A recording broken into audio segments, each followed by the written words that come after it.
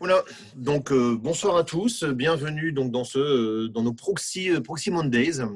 Donc ça y est, on a enfin baptisé nos événements, nos présentations Proxia du lundi soir. Ce soir, donc donc je me présente rapidement, Laurent Louchet, donc du centre de service de Lille. Ce soir, c'est Bilal qui va vous présenter le Big Data. Les micros seront tous coupés pendant la conférence. N'hésitez pas, il y a la fenêtre de chat qui est dispo. Si vous avez des questions, etc. Si à un moment donné, il y a une question qui a vraiment un intérêt ou quelque chose ou vraiment son importance, je me permettrai de couper Bilal et de la poser en live. La vidéo, comme vous l'avez entendu, est filmée. Donc, ce qui veut dire que vous pourrez retrouver cette vidéo, cette présentation sur les réseaux sociaux tels que LinkedIn ou sur nos réseaux à nous, Proxiad. Voilà, Bilal, je te laisse te présenter rapidement et je te Ça laisse marche. pour ton sujet sur le Big Data. Ça roule. Merci. Donc, merci Laurent et merci à tous pour votre présence aujourd'hui. Alors, je suis ingénieur décisionnel chez Proxiad et je travaille pour le client ITCE à Lille depuis 2 ans maintenant. On est arrivé au même moment avec Laurent, je pense. Donc, aujourd'hui, on va parler du Big Data. Le but d'aujourd'hui, c'est pas vraiment de parler technique. Il y aura une petite partie technique où on va passer rapidement, mais le but vraiment de parler en général. Quand est-ce qu'on a commencé à parler du big data? Quand est-ce que ça a commencé à être connu? D'où vient le terme big data? En fait, du coup, on va voir ensemble aujourd'hui d'où ça venait en fait le big data. Alors, il y en a qui disent le ou la big data. Euh, pour ma part, moi, je suis plus à l'aise avec le big data, mais vous pouvez dire là ou le, c'est pareil.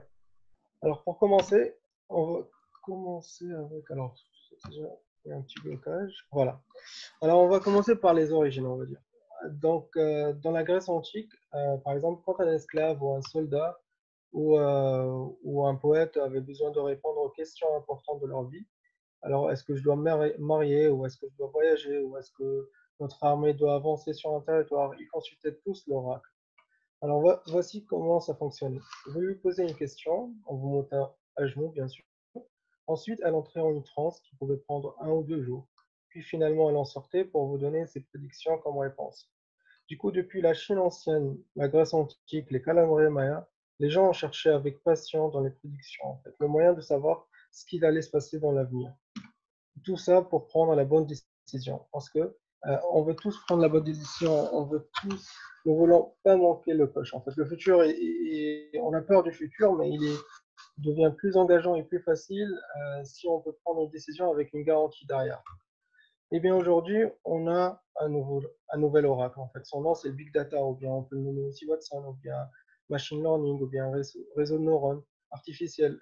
Et le genre de questions qu'on pose aujourd'hui à notre Big Data, en fait, à notre oracle, c'est par exemple quel est le moyen le plus efficace d'expédier des téléphones de Chine jusqu'à Lille, euh, ou bien est-ce que, par exemple, mon enfant va naître avec une maladie génétique ou pas. Et aujourd'hui, nous vivons dans un monde rempli de données. Alors nous, peut-être, on a besoin de temps en temps de faire une pause, on a besoin de dormir un petit peu, mais les données ne s'arrêtent pas. Et partout dans le monde, en fait, les données sont créées chaque minute et chaque jour. Tout ce qu'on fait dans notre vie quotidienne génère des données. Alors pourquoi aujourd'hui Alors nous créons en fait aujourd'hui 2,5 continents de données chaque jour. Par exemple, si je prends Internet, on a 3,7 milliards d'êtres humains qui utilisent Internet. Par exemple, Google, on a plus de 40 000 recherches par seconde. Ça, c'est le data never sleep. Donc, en fait, ce sont des données en fait qui sont générées chaque minute. Alors, si on prend l'exemple, par exemple, de YouTube, chaque minute, en 2019, bien sûr, chaque minute, on a 4 500 000 vidéos qui sont user watch. Donc, par exemple, les mails, on a 188 millions de mails chaque minute qui sont envoyés. Donc, on peut voir que vraiment, on a beaucoup de données en ce moment. Donc, qu'y a-t-il de nouveau dans le big data? Pourquoi aujourd'hui tout le monde en parle et avant, en fait, on ne connaissait pas ce terme-là? Alors, pour en fait répondre à cette question-là, il faut revenir un petit peu aussi en arrière. Alors, en 1908, sur les deux crêtes, les archéologues ont découvert un disque en argile, celui-là par exemple. Ils l'ont daté de 2000 ans avant Jésus-Christ. Alors, il y a des inscriptions, mais personne n'arrive à le déchiffrer. Mais le problème, en fait, c'est c'est comme ça qu'on stockait l'information avant. C'est à cela que ressemblait l'information il y a 40 000 ans. C'est ainsi que la société le stockait. Et notre société, elle n'a pas autant évolué que ça. On stocke toujours l'information sur des disques, mais en quantité plus grande, beaucoup plus grande qu'avant. Les informations sont plus faciles à chercher, plus faciles à copier aujourd'hui, à partager, plus faciles à traiter. On peut aussi réutiliser ces informations à des fins auxquelles on n'avait pas du tout pensé au moment où on les a collectées, en fait. On peut dire aujourd'hui que l'information, elle est passée d'un stock, comme ici, à un flux, en fait. Donc, l'information, elle est passée de statique à immobile, et immobile à fluide et dynamique. On peut dire que l'information, aujourd'hui, elle est devenue liquide. Ce disque qui est découvert il y a 4100, en fait, il est lourd et on ne peut pas le transporter rapidement. Et il ne contient pas beaucoup d'informations et on ne peut pas le modifier. Par exemple, aujourd'hui, les fichiers qu'Edward Snowden il a pris à la NSA aux États-Unis, ils tiennent juste sur une clé USB et on peut les partager à la vitesse de la lumière. Donc aujourd'hui, on a plus de données. C'est pour ça qu'on parle de big data. Par exemple, ça, c'est une photo de la ville d'Amsterdam, euh, le 28 janvier. Donc ça, c'est le nombre de textes qui sont envoyés dans la ville, par exemple à 15 heures, comme on peut le voir ici. Donc après, on a ici le 29 décembre à 12 heures, ça c'est le nombre de textes qui sont envoyés. Et là, on voit qu'on s'approche de la fin de l'année. Et là, à minuit, tout le monde s'envoie des textes. Et du coup, on voit le nombre de données qui, qui augmente en fait. Là, on a à minuit tout le monde qui envoie des textes. Du coup, ces données-là, on peut les exploiter afin de les organiser, afin de donner sens à ces données-là et afin d'obtenir quelque chose derrière. Et on parle aujourd'hui beaucoup de big data aussi parce que aujourd'hui, on réutilise les données à des fins auxquelles on n'avait pas pensé au moment où on les a collectées. C'est-à-dire, avant, on collectait les données, mais ils étaient là, ils étaient dans l'espace et personne ne s'intéressait pas, et personne ne s'intéresse pas à ces données-là. Donc, en fait, imaginons, c'est par exemple aujourd'hui, on va prendre l'exemple de GPS. Donc avant, on avait les données de GPS, mais on reliait pas ces données-là entre elles, et du coup, ça restait dans l'espace et personne ne l'utilisait. Par exemple, avant, si on voulait savoir où se trouvait Gandhi à un moment T ou à un instant T, donc ce qu'on devait faire, c'est que vraiment le suivre et noter chaque déplacement et noter où est-ce qu'il se trouve à un moment donné. Donc, aujourd'hui, ça ressemble à quoi? Aujourd'hui, en fait, on sait que quelque part, probablement dans la base de données de notre opérateur, il y a un tableau ou une entrée dans une base de données qui enregistre les informations sur notre localisation à chaque instant. Donc, si on a un téléphone portable, que ce dernier soit muni d'un GPS ou bien non aussi, il stocke les informations. C'est ainsi que la localisation a été mise en données. C'est ainsi qu'on a traduit, on va dire, une question de un aspect de notre vie quotidienne en données. Alors, si par exemple, maintenant on prend un autre exemple, prenons maintenant l'exemple de notre posture, la manière dont on est tous assis. Par exemple, en ce moment, peut-être qu'il y en a certains qui sont assis, peut-être qu'il y en a certains qui sont allongés, mais on parle des gens qui sont assis. Donc, on parle de notre posture aujourd'hui. Elles sont toutes différentes en fonction de la longueur, par exemple, de nos jambes ou des contours de nos dos. Et du coup, si par exemple, imaginons qu'on va poser 100 capteurs sur chacun de nos sièges. Alors, si on pose 100 capteurs sur chacun de nos sièges, je pourrais créer un index unique qui sera propre à chacun d'entre nous, comme une empreinte unique, on va dire. Mais pourquoi je fais ça, par exemple? En fait, des chercheurs à Tokyo, en ce moment, utilisent ça comme un possible système d'antivol dans les voitures. C'est-à-dire que si un voleur s'assied derrière le volant et tente de démarrer la voiture, alors donc de démarrer, la voiture, en fait, elle reconnaît qu'un conducteur non approuvé est derrière le volant et stoppe simplement le moteur. Donc, bien sûr, sauf si vous entrez un mot de passe et comme ça, vous avez l'autorisation de conduire cette voiture-là. Mais imaginons si on pousse un petit peu plus loin et imaginons que, par exemple, aujourd'hui, grâce à ces données-là, grâce aux données de la posture, on peut mettre en données la fatigue du conducteur. C'est-à-dire aujourd'hui, un nouveau service serait que quand le conducteur sent qu'une personne, quand la voiture en fait sent que la personne s'allonge un petit peu ou change d'une position, on va dire qui est son empreinte unique, elle comprend automatiquement et réagit en faisant par exemple vibrer le volant ou en klaxonnant par exemple à l'intérieur. C'est juste pour dire, concentre-toi sur la route. C'est le genre de choses qui deviennent possibles aujourd'hui si on met les données si on met en données certains aspects de notre quotidien. Alors, pour répondre à la question, c'est quoi le big data? Alors, le big data, en fait, on en a beaucoup parlé et c'est vraiment, on a entendu beaucoup de bruit en fait sur le big data et c'est vraiment dommage parce que c'est un outil qui est très très puissant si on sait l'utiliser. Si on relie très bien les données, parce qu'on a beaucoup de données en ce moment et on veut donner sens à ces données-là, mais des fois ce sens est faussé ou des fois en fait notre analyse elle n'est pas bonne. Et si on arrive aujourd'hui à faire fonctionner le big data, si on arrive aujourd'hui à utiliser, à bien utiliser le big data, c'est un outil qui est très très important et on peut faire progresser notre société grâce à cet outil-là. Alors, c'est quoi le big data? Bah, en fait, le premier ensemble de données qui a tout changé dans le monde, c'était celui de l'astronomie au début. C'est-à-dire qu'on avait des données collectées au fil de plusieurs décennies par Copernic. Elles ont finalement montré que même si le Soleil semble se déplacer dans le ciel tous les jours, le matin, le soir, bah, en fait, il ne bouge pas. C'est nous qui bougeons. C'est nous qui tournons autour du Soleil. Et du coup, en fait, ces données-là, on les a collectées au fil des années et en les reliant ensemble, c'est là où on a trouvé un sens. Par exemple, dans les années 1770, le microscope nous a donné accès à un monde invisible. Alors, on a pu voir des choses qu'on ne connaissait pas l'existence avant, qu'on n'aurait pas pu imaginer leur présence avant, comme par exemple les bactéries, ou comme par exemple euh, les cellules. Et après, on avait par exemple, on a découvert l'atome, on a découvert le noyau, l'électron. Et quand on a compris aussi que la lumière était juste une fréquence électromagnétique. Mais maintenant, aujourd'hui, on a un monde qui est super visible, qui se manifeste. Ben, en fait, c'est le big data. Et l'ironie, c'est que le big data, c'est un microscope aussi. On collecte maintenant des hexaoctets, des pétaoctets de données, et on a des algorithmes qui sont puissants, et ça nous permet en fait de voir ce qu'on n'a jamais vu avant. C'est-à-dire aujourd'hui, avec beaucoup de données, on peut voir ce qu'on n'a jamais pu voir avant avec peu de données. C'est ça le principe du big data, on va dire. C'est-à-dire qu'avant, on pensait à quelque chose, c'est-à-dire on consignait ses réflexions à l'écrit, ça devenait le savoir. C'est-à-dire on écrit, et là, c'est un savoir. Le big data, c'est l'opposé. C'est on a une masse de données qui ne sont pas du savoir. Tant qu'on ne les a pas examinées et qu'on n'a pas remarqué qu'en ordonnant les choses de telle ou de telle manière, on peut extraire des informations intéressantes. Donc, le premier, on va dire, problème qui a mis en jeu qui a mis en jeu le concept du big data, c'était le problème de Google. Donc, dans les débuts, dans les années 2000, début des années 2000 ou même avant, quand ils ont voulu indexer tout le contenu textuel de tout Internet.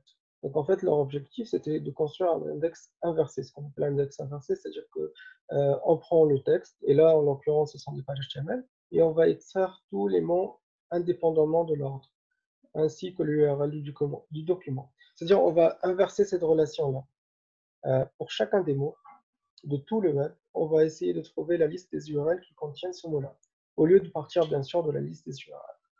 Donc, pour faire ça, on va devoir manipuler, on va dire, de l'ordre de 2 milliards de pages Internet, HTML. Et si on prend 2 milliards de pages HTML, c'est de l'ordre de 100 téraoctets, par exemple, de données. Donc, si on stocke tout ça dans un disque dur, en fait, il faudra 10 jours juste pour les lire sans rien faire. Et là, on a un problème d'architecture. Et a priori, en fait, Google, à cette époque-là, ou même aujourd'hui, ils ont besoin d'indexer plus souvent et faire des analyses statistiques sur toutes ces données-là. Donc, pour trouver la solution, c'était en 2004, c'était dans un papier de Jeff Dean. Jeff Dean, qui est ingénieur en chef de distribution chez Google, en fait, c'était le MapReduce.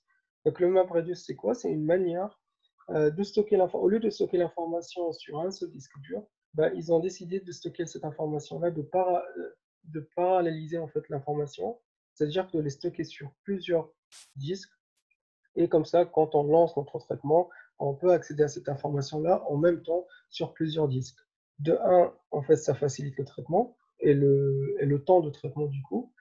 Et de deux, si jamais, imaginons que une partie d'un disque dur qui est endommagé ou bien on n'arrive pas à lire une information, bah, en fait, c'est ce disque-là, c'est ce disque dur qui est endommagé. Tous les autres disques durs, ils sont nickel, on va dire, et on peut extraire les informations. Donc, aujourd'hui, c'est ça la partie technique. Alors, on va vraiment la passer vite fait. Et comme ça, après, on va parler vraiment de la plus-value du big data et aussi le revers en fait du big data. Donc, on va parler de Hadoop, par exemple. C'est le limite du big data, Hadoop. Donc, en fait, c'est quoi Hadoop? C'est comme je vous expliquais un petit peu avant avec Google. En fait, le principe, il est simple. C'est vraiment de faire ce qu'on appelle le MapReduce et de, c'est-à-dire paralléliser les traitements. Donc, en fait, le Hadoop, comment dire, c'est une approche du grid computing. Alors, le grid computing, c'est une technique informatique permettant de distribuer un traitement à travers un cluster. Donc, c'est quoi un cluster? Un cluster, c'est un regroupement de machines afin d'avoir plus de puissance de calcul disponible. Donc, comme j'ai dit tout à l'heure, c'est en cas de panne d'une machine, les autres supportent la charge en attendant la réparation, bien sûr. Donc, on obtient l'information. Certes, il y a une information qui manque, mais on obtient quand même l'information. Alors, c'est quoi Hadoop? Hadoop, c'est un framework open source. Il est conçu pour réaliser des traitements sur des volumes de données massives. Donc, c'est là où le big data aussi. Le big data, c'est des données massives. Donc, par exemple, si on prend Yahoo, ils ont tiré l'équivalent de 500 gigas de données en 59 secondes sur un cluster de 1400 nœuds. Donc, il s'inscrit aussi en fait sur le terrain de big data, mais il est géré sous la fondation Apache et Hadoop, il est écrit en Java. Et donc, c'est quoi le principe de fonctionnement? C'est l'infrastructure applique le principe des grilles de calcul. C'est-à-dire consiste à répartir l'exécution d'un traitement sur plusieurs nœuds au serveur. Donc, on va prendre un petit exemple. Par exemple, imaginons, je vais passer cette partie-là. Voilà. Imaginons maintenant, on veut lister et compter les mots qui se trouvent ici. Donc, ce qu'on va faire, c'est on a voilà, le fichier entrée, on a savoir-être, on a savoir-faire, sans savoir-faire. Voilà. Donc après, on va passer au découpage. On va découper chacune des phrases. Après, c'est ce qu'on appelle le map. C'est-à-dire, on va donner une note. C'est 1, 1, 1, 1, voilà. Après, on va trier.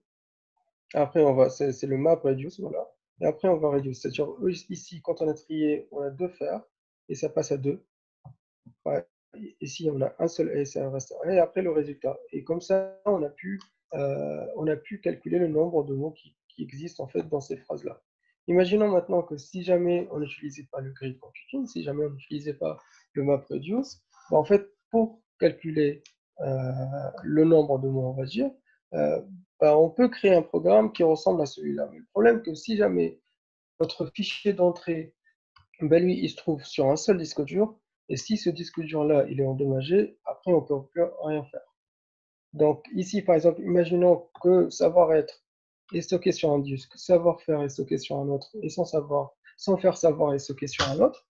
Si jamais un des trois disques, il est endommagé, les deux autres, ils restent exploitables, et on peut quand même faire notre découpage, on peut faire notre MapReduce aussi. Donc, il y a un écosystème aussi de Hadoop. Alors ici, l'écosystème de Hadoop, par exemple, on a l'SQL qui se trouve là, on a par exemple Hive qui est très connu, on a aussi, alors je cherche aussi Spark. Spark, c'est un modèle de calcul qui est très connu. On a HBase, Cassandra aussi. C'est l'écosystème en fait de Hadoop. Alors par exemple, c'est quoi la différence entre Hadoop et le SQL normal et la base de données Oracle, par exemple, aujourd'hui? Une des différences vraiment flagrantes, c'est que si jamais, par exemple, on a une donnée en entrée, on veut cette donnée-là, on veut l'enregistrer dans notre base de données, on veut l'enregistrer dans notre tableau. Donc, pour enregistrer cette donnée-là, en fait, il nous faut connaître le type à l'avance. C'est-à-dire, par exemple, imaginons qu'on a une table où on a nom, prénom, adresse, c'est les coordonnées d'une personne. Et on veut insérer dans cette colonne-là, dans la colonne adresse, on veut insérer l'adresse de cette personne-là. En fait, pour insérer cette adresse, il nous faut savoir c'est quoi comme colonne. Imaginons que c'est un varchar, ce sont des caractères, on va dire.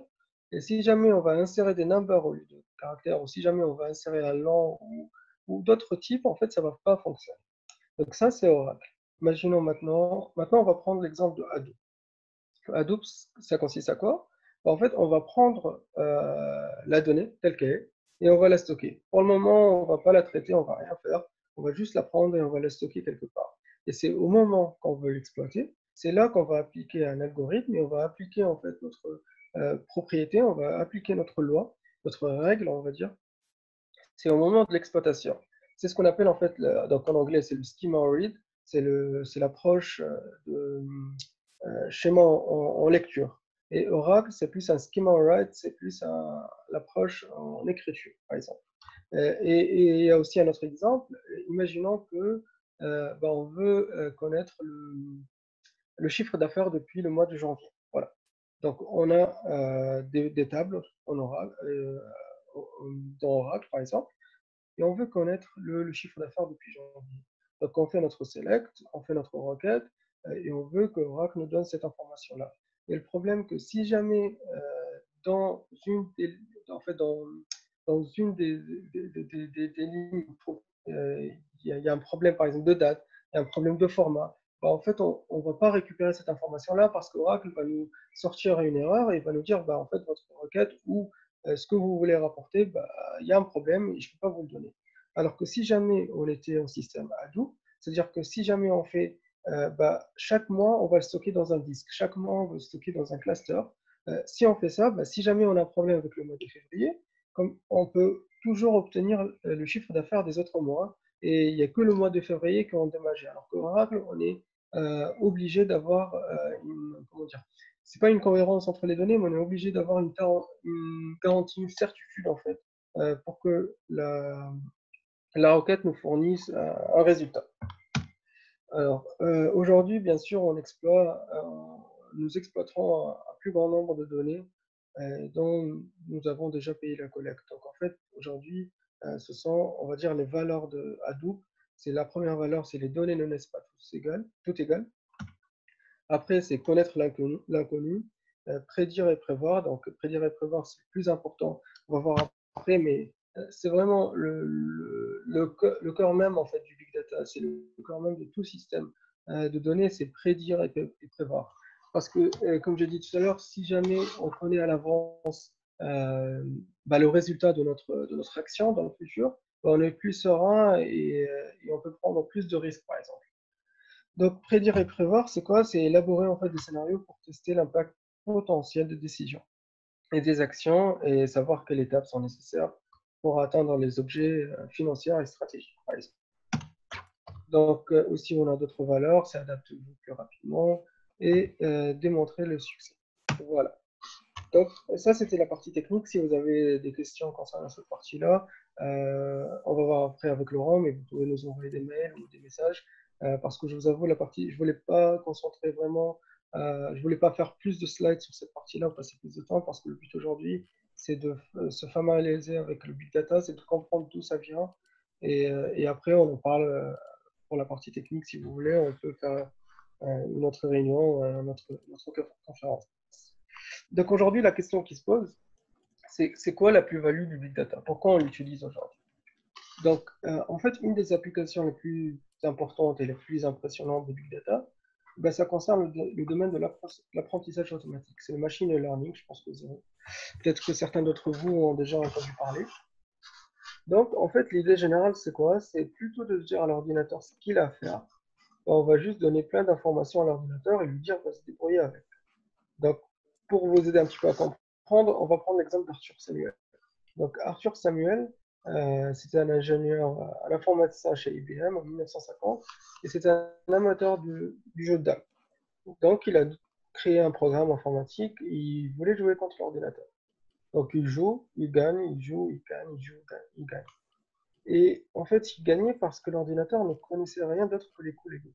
Alors que Arthur Samuel, lui, on savait un petit peu plus, il avait des notions de stratégie. Donc, c'est là où il a décidé, il va dire, je vais écrire un sous-programme à côté. Et ce sous-programme-là, il va opérer en arrière-plan. Et tout ce qu'il faisait, c'est qu'après chacun des coups, il comptait la probabilité de chacune des configurations du damier, qui peut le mener à la victoire ou à la défaite. Donc, c'est son sous-programme qui va se dérouler à côté, on va dire. Et là, il joue contre l'ordinateur et il gagne encore. Il joue et il gagne, il joue, il gagne. Et après, il s'est dit, je vais laisser l'ordinateur jouer contre lui-même et je vais revenir ultérieurement après. Et en fait, plus l'ordinateur il joue contre lui-même, plus il collecte des données. Et plus il collecte des données, plus il augmente la précision de ses prédictions. Et quand Samuel a rejoué en fait contre l'ordinateur, il joue et là il perd. Et il joue et il perd. Et du coup, c'est ainsi qu'Arthur Samuel a créé une machine capable de le surpasser dans une discipline qui lui était que lui, en fait, il lui a enseigné. Et cette idée d'apprentissage automatique est partout en fait, autour de nous. Aujourd'hui, on est arrivé au stade où on a des voitures qui roulent toutes seules. Et en fait, cette question-là, c'est pas parce aujourd'hui on a des algorithmes qui sont plus rapides, ou c'est pas parce qu'on a le code de la route, il est mieux quand on l'a traduit dans un logiciel. Non, c'est pas pour ça. En fait. C'est toutes ces choses, bien sûr, ils sont importantes, mais ils ne sont pas décisives. C'est parce qu'aujourd'hui, nous avons changé la nature du problème. C'est-à-dire qu'avant, on essayait d'expliquer clairement et ouvertement à l'ordinateur comment il devrait conduire. C'est-à-dire, on lui disait, bah, tu dois conduire ainsi, tu dois faire ça, et tu dois par exemple t'arrêter là, ou voilà, des choses comme ça. Aujourd'hui, on lui dit, bah, voici tout plein de données sur le véhicule, et ben aujourd'hui, débrouille-toi. Débrouille-toi à comprendre que c'est un feu de signalisation, que le feu est rouge et non vert, que cela veut dire que tu dois t'arrêter et non pas continuer. Donc l'apprentissage automatique est à la base de nombreux outils. En ligne, par exemple, aujourd'hui, on a les moteurs de recherche, c'est du machine learning. On a les algorithmes de personnalisation d'Amazon, c'est du machine learning. On a la traduction par ordinateur, c'est du machine learning aussi. Et il y a la reconnaissance vocale aussi. Donc, un autre exemple, par exemple, de machine learning, parce que c'est là vraiment où on va voir comment dire, la plus-value, c'est pas la grande plus-value du big data, mais on va dire c'est le pouvoir du big data, ce qu'on peut faire avec du big data en fait. Comme j'ai dit tout à l'heure, comme on peut, avec Arthur Samuel, créer un jeu, ben, on peut aussi sauver des vies. En fait. Et dernièrement, il y a des chercheurs qui se sont penchés sur la question. Donc, en fait, c'est les biopsies. Ils ont les biopsies de cellules cancéreuses. Donc, ils ont demandé à des ordinateurs d'analyser les données et le taux de survie pour déterminer quelles cellules sont réellement cancéreuses. Ils ont laissé le programme se dérouler, en fait, et en fournissant assez de données à l'algorithme d'apprentissage automatique, l'ordinateur a été capable d'identifier 12 signes qui prouvent aux caractéristiques ou qui disent que en fait, cette cellule est cancéreuse. Le problème, enfin, c'est pas le problème, mais le truc, c'est que les médecins n'en connaissaient que 9. Donc l'ordinateur, il était capable d'identifier 3 signes, en fait, sans que quelqu'un ait besoin de faire ou de recherche dessus. C'est-à-dire, en fait, aujourd'hui, avec ces 12 signes-là, on peut sauver plus de vies qu'avec 9 signes. On va prendre un autre exemple. Aujourd'hui, on est dans un monde en fait, de coronavirus, mais là, on va parler plus de la grippe. Donc, en fait, jusqu'à récemment, la seule manière de détecter une épidémie de grippe, c'était de collecter les données des consultations médicales, c'est-à-dire quand vous allez chez votre médecin, c'est de collecter ces données-là. Et après, il fallait 2 semaines pour lâcher le résultat à l'Agence de santé publique. Et là, les chercheurs, qu'est-ce qu'ils ont fait? Ils ont dit, au lieu de faire ça, on va inverser le procès. On va prédire une épidémie de grippe à partir des recherches sur Internet. C'est faire le tri de recherche sur une période de 5 ans pour voir si on pouvait en tirer quelque chose.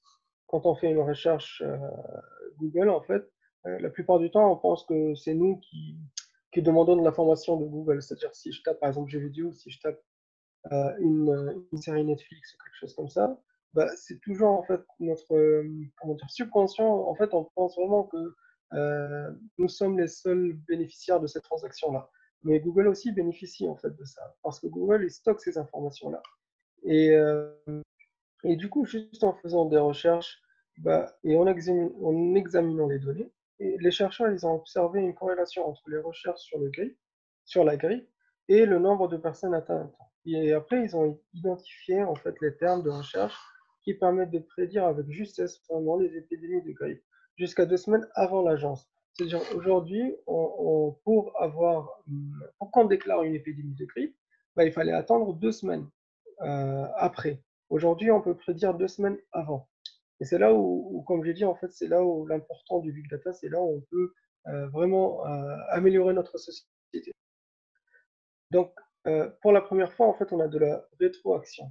Et ça nous permet de voir en temps réel ce qui se passe et on peut agir. Mais le problème, c'est que il y a toujours un revers. Par exemple, prédire une épidémie de grippe aujourd'hui, c'est très important et cet algorithme aujourd'hui, il est faussé. Pourquoi? Parce qu'on sait tous le contexte actuel, en fait, avec le coronavirus. Et le coronavirus, les symptômes, ça ressemble à la grippe aussi. Donc, en fait, on a beaucoup plus de recherches aujourd'hui sur Google. On a des recherches soit par curiosité, ou soit par peur, ou soit parce qu'on est vraiment atteint de la grippe et on veut être rassuré. Donc, on a ces gens et toutes ces informations-là, bah, aujourd'hui, l'algorithme est faussé puisque on a beaucoup de données qui sont fausses. Donc, ça, c'est voilà un exemple, par exemple, d'un revers ou d'un problème de prédiction, on va dire. On va prendre juste un dernier exemple concernant le machine learning. Donc, le machine learning, en fait, c'est, par exemple, aujourd'hui, on attend le bus parce qu'il suit un horaire précis.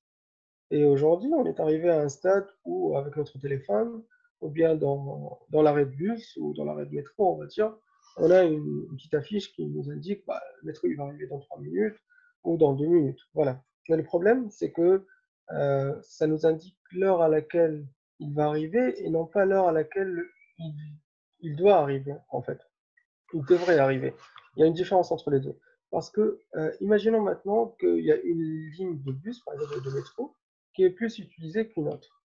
Alors, est-ce qu'aujourd'hui, le réseau ou l'algorithme ou l'ordinateur va comprendre que cette ligne n'a pas besoin de 10 bus ce jour-là? Et est-ce que cet algorithme-là, le trafic, il va affecter automatiquement ses ressources sur d'autres lignes? Où le bus sont pleins. C'est là la différence entre on a l'heure à laquelle il va arriver, on sait que dans 10 minutes, mais peut-être qu'il ne devrait pas arriver dans 10 minutes. Peut-être qu'il devrait arriver tous les 3 minutes parce que notre ligne, elle est bondée de monde en fait. Il y a aussi un dernier exemple, c'est dans la ville de Boston. Donc aujourd'hui, ce qu'on fait, c'est qu'on a une application sur téléphone qui exploite l'accéléromètre en fait. Ça veut dire quoi? C'est quand on roule dans une rue de Boston et si on passe sur un grand trou, le téléphone va le détecter. Et du coup, on va activer, quand les deux conducteurs vont activer cette application-là, ils vont fournir des données en temps réel sur l'état des routes. Et comme ça, on peut améliorer l'état des routes. Euh, En fait, on peut améliorer vraiment, c'est du réel. C'est-à-dire que si les informaticiens, si les ingénieurs collectent 1000 données et que le 1000 données, il y en a 800 données par jour, 800 entrées par jour, qui disent que, par exemple, la rue, je prends l'exemple, la rue Pierre-Mauroy à Lille, il y a beaucoup de trous. Bah là, on sait que c'est vraiment du réel et que cette information, elle est crédible et on peut bah, mettre en position un système pour en fait faire des travaux, par exemple, pour cette rue. J'ai pris l'exemple parce que cette rue-là, aujourd'hui, elle est en travaux aussi. Donc, on a parlé du big data, on a parlé la provenance, c'est pas la provenance, mais en fait, le big data, c'est vraiment ancré en nous, en fait, cette question de prédire. C'est vraiment, on veut tous avoir la réponse, nos réponses pour le futur. Et du coup, en fait, le big data, c'est parce qu'aujourd'hui, on génère beaucoup de données qu'on a ce terme-là, le terme big data. Mais en vérité, en fait, ça a toujours existé. C'est juste que c'était d'autres. On le nommait autrement. Voilà. Donc, Grèce antique, c'était par exemple l'oracle. Aujourd'hui, on a aussi le BI, le BI qui est le petit frère du Big Data. On a le Big Data. Et si je m'arrête aujourd'hui dans ma présentation, si je m'arrête ici et que je vous disais, bah, c'est ça le Big Data, c'est un peu faux. Parce qu'en fait, c'est. Comment dire? Si je m'arrête là, bah, je vous ai donné tous les avantages du Big Data sans que je vous donne c'est pas les inconvénients, mais si on utilise mal le big data, voilà ce qui se passe. Donc aujourd'hui, il est facile d'investir dans le big data, mais mais c'est difficile de l'utiliser. C'est-à-dire, on a plus de 73% des projets du big data qui sont pas rentables. Et le problème, c'est que on entend toujours des dirigeants qui disent, bah, aujourd'hui, on a investi dans le big data, mais le problème, c'est que nos employés ne prennent pas de meilleures décisions. En fait. Et ils ne vont pas certainement trouver des idées qui vont révolutionner le monde. Et pourquoi aujourd'hui, on se demande pourquoi plus de données ne nous aident pas à prendre de meilleures décisions. Donc aujourd'hui, on a tout, on a des algorithmes qui sont puissants, on a beaucoup de données. Et pourquoi avant l'oracle, bah, elle réussit, elle peut prédire, on va dire, mais on ne connaît pas les certitudes, on ne connaît pas si ces paroles sont vraies ou pas, et pourquoi avant, on va dire, les gens croyaient dans ce système-là, et pourquoi aujourd'hui, on a beaucoup plus de données, on a des systèmes qui sont très très puissants, et on n'arrive pas à prendre de meilleures décisions. En particulier, en fait, pour les sociétés qui ont les ressources pour investir dans ces systèmes-là. Donc, pourquoi aujourd'hui, c'est pas facile pour eux? Pour répondre à cette question-là, je vous présente Tricia Wang. Tricia Wang, c'est ce qu'on appelle un ethnographe. Donc, ethnographe de la technologie, c'est-à-dire elle étudie, elle conseille les entreprises sur les modèles d'utilisation de la technologie. Et elle a fait l'expérience de ce problème-là en 2009, quand elle a été engagée par Nokia, en fait, pour un travail de recherche. Donc, à l'époque, en 2009, Nokia était, on connaît tout, le 3310, les marques de téléphone de Nokia, et c'était l'une des plus grandes compagnies de téléphones mobiles dans le monde. Et elle dominait les marchés en Chine, en Mexique et en Inde. Et du coup, Tricia Wang, en fait, elle a décidé de travailler en Chine et elle a passé beaucoup de temps libre en Chine. Ce qui lui a permis, par exemple, de découvrir l'économie parallèle. Là, on la voit travailler comme vendeuse de rue en vendant des raviolis aux Chinois, aux ouvriers, par exemple, bâtiment. Elle a aussi travaillé dans des cybercafés. Et elle a fréquenté les jeunes Chinois, en fait, pour comprendre la façon dont ils utilisaient les jeux et les portables, y compris dans leurs déplacements ou à la campagne ou à la ville. Et c'est en compilant toutes ces données-là, qui sont des données qualitatives et non pas quantitatives, bah c'est là où elle a commencé à voir très clairement qu'il y a un changement qui arrive, qu'il y a un très grand changement qui allait se produire parmi les Chinois à faible revenu. Parce qu'en fait, elle a découvert que les pubs qui les affectaient le plus, bah, c'était les pubs concernant les iPhones. Parce que iPhone leur permettait l'accès à une vie à la pointe de la technologie. Donc, elle a vu des gens, en fait, des gens pauvres ou de faibles revenus, investir presque la moitié de leurs revenus dans l'achat d'un téléphone Shanzai. Bah, c'est une imitation bon marché d'iPhone, en fait. Donc, après, donc, on est d'accord que ces données-là, ce ne sont pas des données quantitatives, c'est pas, elle travaille pas sur la quantité, mais elle travaille sur la qualité de données. Donc, après des années à vivre et à travailler avec les ambulants, à travailler en fait, à faire ce qu'ils faisaient, bah, elle a décidé de partir chez. Elle a été capable de créer une image euh, plus globale, on va dire, de ce qui se passait. C'est là où elle s'est rendue compte que même le plus pauvre en Chine, bah, il souhaiterait avoir un smartphone et qu'il serait prêt à tout pour en avoir un. Donc là, en 2009, iPhone, il venait juste de sortir et les Android, c'était pas la l'Android ressemblait vraiment aux iPhones, en tout cas en 2009. Et à ce moment-là, en fait, il y avait beaucoup de gens qui ont dit, bah, ces smartphones-là sont juste un mode, sont juste une mode qui va passer. Et de toute façon, qui veut porter des trucs lourds et les batteries sont faciles à épuiser. Et puis quand on le prend tomber, bah, le téléphone il est cassé. Du coup, elle a pris ces données-là, elle a partagé avec Nokia. Et Nokia, ils ont dit, bah, nous, on a des millions de points de données, on a des millions de données. Rien n'indique que quelqu'un veut acheter un smartphone. Et vos données basées sur 100 personnes, on va dire 100 enquêtes, sont trop faibles pour que nous les prenions réellement au sérieux. Et c'est là où elle s'est rendue compte, Tricia Wang, et elle a dit que, en fait, c'est normal que vous ne voyez pas ça. C'est normal, vous avez raison, en fait, on n'est pas capable de le voir, car votre big data, votre système, il était conçu sur le fait que les gens ne connaissaient pas les smartphones. Donc, vous ne pouvez pas obtenir des données concernant le désir des gens d'acheter un smartphone dans 2 ans si votre système il est conçu d'une manière que les gens ne connaissaient pas ce que c'est un smartphone. Et les méthodes qui ont été conçues pour optimiser un modèle commercial existant, en fait, c'est ça le big data. Le big data, c'est des modèles, c'est pour optimiser un modèle, comment dire, un modèle commercial existant. Voilà. Mais pour la part de Tricia Wang, elle a observé des nouvelles dynamiques humaines qui ne sont pas encore apparues, en fait. Les ethnographes, ce qu'ils font, c'est qu'ils explorent en dehors de la dynamique des marchés afin de la prédire, afin de prédire ce qui va se passer après. Et on sait tous ce qui est arrivé à Nokia. Bah, on voit en fait la ligne rouge, la courbe rouge. Bah, la compagnie a subi un revers. Et c'est ça le prix à payer pour avoir raté le coche. Mais aujourd'hui, Nokia, ce n'est pas le seul. Donc on va sans arrêter des organisations rejeter des données quand elles ne viennent pas d'une analyse quantitative et où ne s'accordent pas avec nous. Ce n'est pas la faute du big data aujourd'hui, c'est ça ce qu'il faut comprendre, ce n'est pas la faute du big data, c'est la façon dont nous, on utilise le big data. C'est notre responsabilité. La réputation du succès du big data, elle vient de la quantification d'environnements bien spécifiques. Tel que par exemple, si je prends l'exemple des réseaux de distribution d'électricité, la logistique de livraison, ou le code génétique par exemple, ce sont des systèmes qui sont plus ou moins indépendants. Mais tous les systèmes qui ne sont pas aussi indépendants, mais tous les systèmes en fait ne sont pas aussi indépendants. C'est-à-dire que lorsqu'aujourd'hui on travaille sur des systèmes plus dynamiques, en particulier ceux qui impliquent des êtres humains en fait les êtres humains nous on change, on n'est pas on fait pas toujours la même chose. Ce sont des systèmes qui sont complexes et surtout ils sont imprévisibles.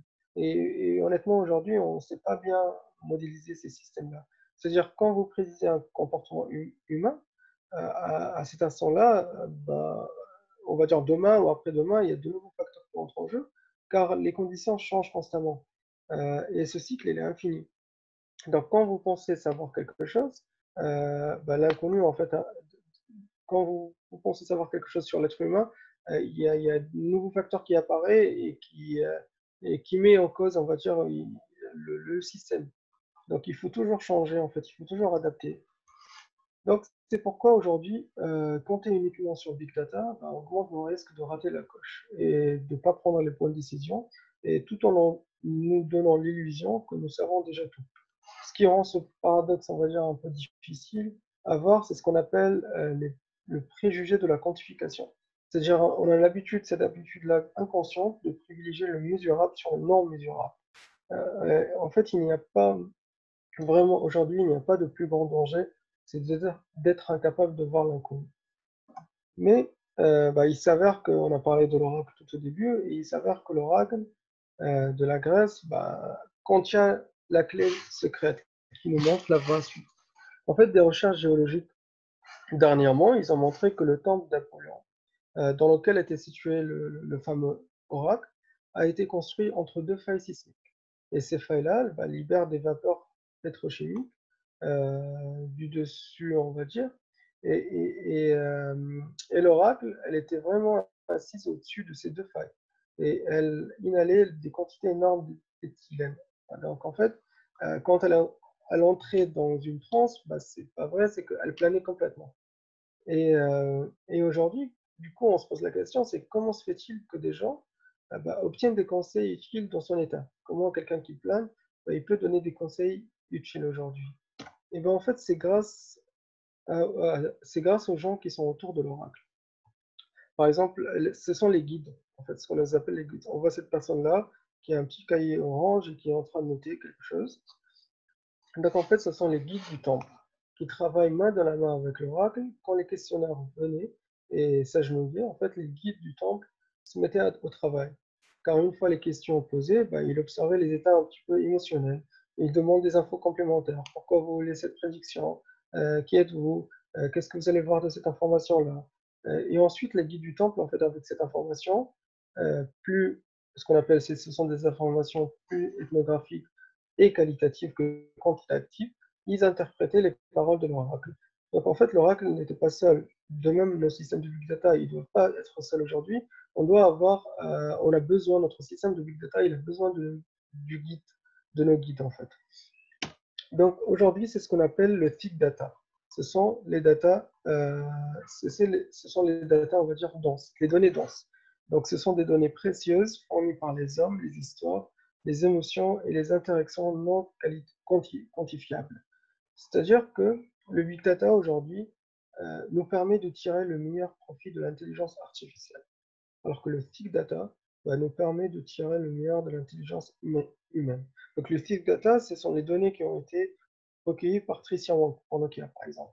Et quand on intègre les deux, c'est là où ça devient intéressant, car là, on travaille plus uniquement avec les données recueillies, mais on travaille avec des données non recueillies. En fait, on commence à demander pourquoi. Pourquoi cela se passe-t-il comme ça, ou pourquoi ça va se passer comme ça, en fait.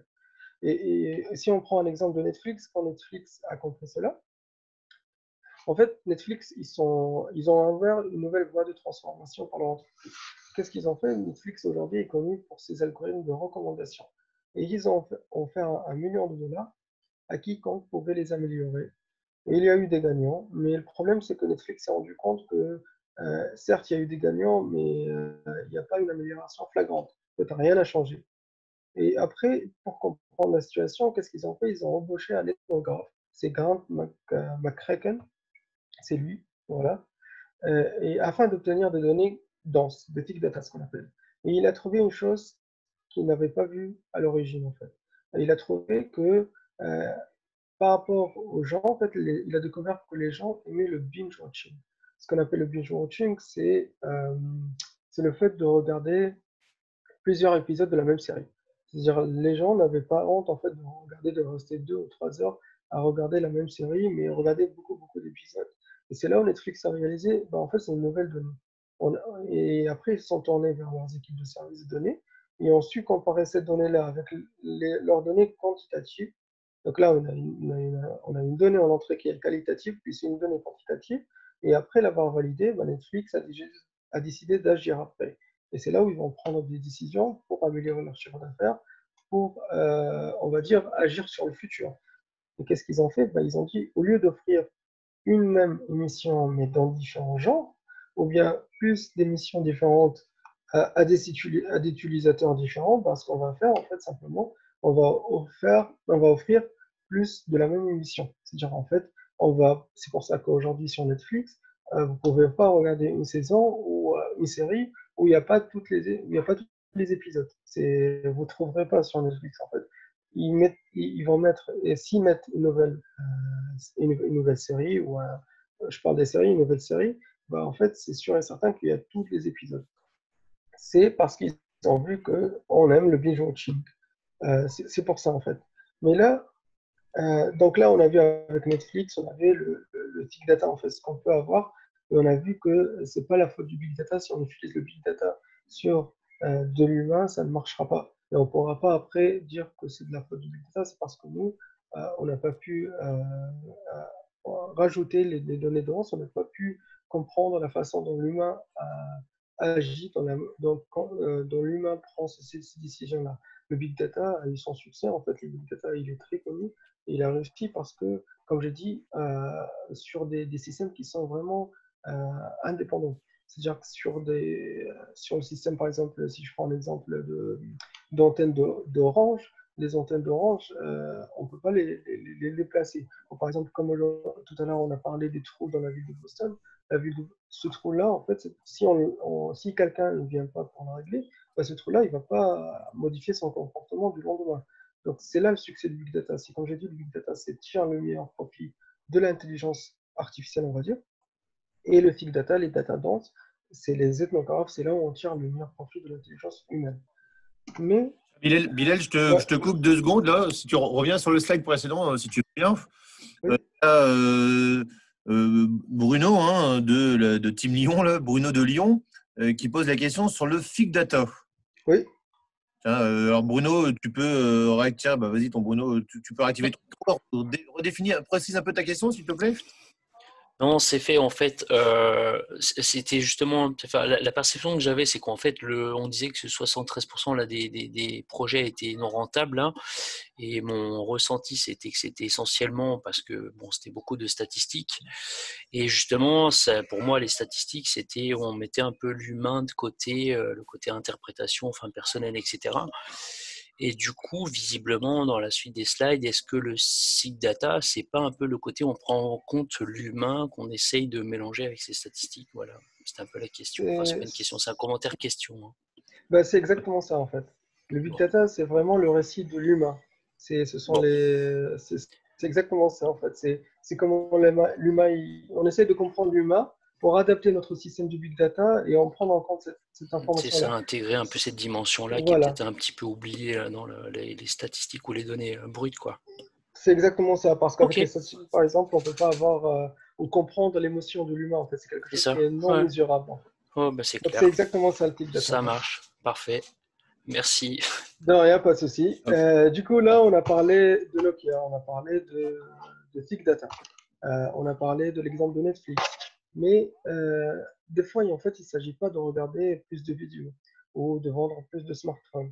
Pour certains, incorporer le résultat des données denses, donc les Big Data, avec les algorithmes ou avec les big data, c'est une question de vie ou de mort, en fait. En particulier pour les plus marginalisés, le service de police, par exemple, dans certains pays, bah, utilise le big data dans la prévision policière. L'idée ici, c'est quoi? C'est que on va prendre beaucoup de données, par exemple, où des crimes ils ont été commis, et on va envoyer des patrouilles tous les jours. Bah, c'est logique, mais le problème, c'est qu'on ne va pas s'arrêter là. On ne va pas s'arrêter aux données de la localisation. C'est-à-dire, on va aller voir jusqu'à l'individu. On va aller voir, on va dire, bah, on va aller voir votre bulletin scolaire. On va dire, bah, attention, si vous avez eu 7 en maths, 7 en maths, c'est que vous avez 70% de chances de devenir un criminel, par exemple. Ou parce qu'on a 1000 données, on a 1000 personnes dans le monde où ils ont eu moins de moyenne en maths et ils sont devenus des criminels. Et c'est là, en fait, où on doit faire vraiment gaffe. C'est là où on doit faire vraiment très attention avec le big data. Peut-être parce que, en fait, c'est le comportement. Ils vont, comment dire, ils vont aller voir nos bulletins. Ils peuvent aller aussi voir nos comportements sur Internet. Ils vont voir si on est debout tard dans la nuit ou pas. Et, euh, et c'est là où on peut avoir, en fait, comment dire, et c'est là où ils vont utiliser des algorithmes et ils vont prédire ce que nous sommes sur le point de faire avant même de le faire. C'est-à-dire que nous pourrions aujourd'hui être tenus responsables de ce qu'on n'a pas encore fait. C'est juste parce qu'on estime que nous, on est dans ce genre de catégorie. On est par exemple, je sais pas moi, par exemple, je prends mon exemple, un homme, 27 ans, on habite par exemple dans un tel quartier, vous avez eu comme ça, vous avez eu telle note au lycée, vous restez un petit peu tard dans la nuit, bah, vous avez 75% de commettre un crime. Du coup, ce qu'on va faire, bah, on va vous surveiller, on va dire, euh, on va surveiller vos téléphones, ou bien on va venir carrément vous chercher parce que vous faites partie de cette catégorie-là et nous, on a 1000 données et puis nos données nous disent ça. Donc, euh, en fait, quand on n'avait pas beaucoup de données, la vie privée était le défi principal. Mais aujourd'hui, avec le big data, le défi sera de présenter le libre service, de préserver, excusez-moi, le libre arbitre. Donc, le big data, en fait, le défi sera vraiment de préserver le libre arbitre et de ne pas trop prendre des décisions avant ou de ne pas prendre des décisions euh, sur des faits que notre, comment dire, sur des données qui ne sont pas vraiment à l'image de l'humain, qui ne correspondent pas à l'humain, en fait. Par exemple, si on prend Skynet, Skynet, c'est un algorithme d'apprentissage, donc c'est un machine learning de la NASA, et elle a probablement aidé à tuer des milliers de civils au Pakistan. Tout simplement parce qu'elle a mal interprété des données, des appareils cellulaires. Donc c'est quand notre vie, elle devient de plus en plus automatisée, c'est-à-dire on a des automobiles, des assurances de maladie, de l'emploi, on a beaucoup de données, on génère beaucoup de données aujourd'hui, c'est on va tous être affectés par les erreurs de quantification. En fait, pour finir, on doit vraiment être maître de cette technologie et on ne doit surtout pas devenir les esclaves. L'ère de Big Data, ça a déjà commencé avant. Et on n'est pas très très bon en fait pour manipuler toutes ces données-là que nous collectons.